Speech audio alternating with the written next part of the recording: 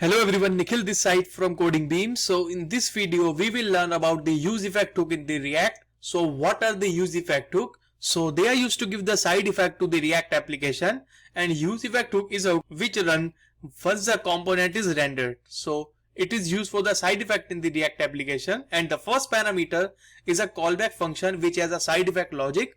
And the second parameter is a dependency of array, in which if any of the value in the array will change, so it will rerun the useEffect hook.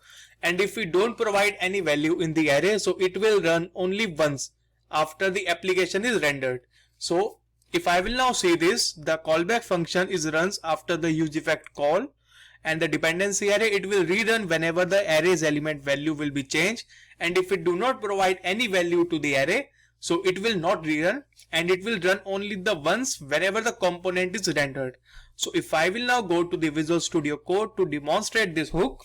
So now we are in the Visual Studio Code, and now if I will now import the useEffect hook from the React, so it will contain the useEffect. And if I will now use the useEffect hook after the useEffect hook, so if I will now add here the useEffect, and then you will see the first parameter will contain a callback function inside it, and the second parameter will contain a dependency of array, which initially will be the blank. So if I will now write just here the console.log that the useEffect ran, and if I will now add the thing in the dependency array, so then you will see it will run only the once. So if I will now save, then if I will now go to the Chrome, and I have added the console.log component rendered in that, in the return statement in the div, to see the component is rendered or not in the useEffect.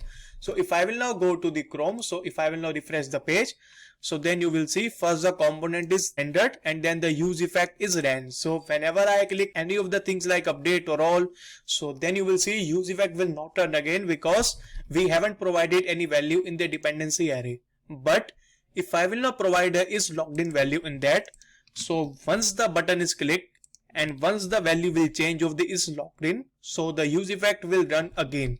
So if I will now save, then I should see, if I will now refresh the page, so then you will see first the component is rendered and the useEffect is ran. And if I will now click on the update, so then you will see component is rendered again and the useEffect is ran again.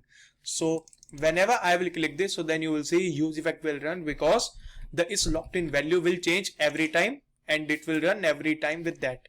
So if I will now add here the cleanup function in that, so it will contain a cleanup return and it will be a callback cleanup. So if I will now add here the cleanup, and the cleanup is like initially it will not run the effect hook in that. So if I will now save, so then you will see initially if I will now refresh the page, so then you will see component is rendered and the useEffect will not run. And if I will now click on the update, so then you will see the useEffect will run again and again after that. So it prevents the effect hook before initializing the variables and all with the useEffect hook. So these are about the useEffect in the React. So thank you guys for watching the video, and I hope you will like the video, and guys please subscribe to our channel if you are new.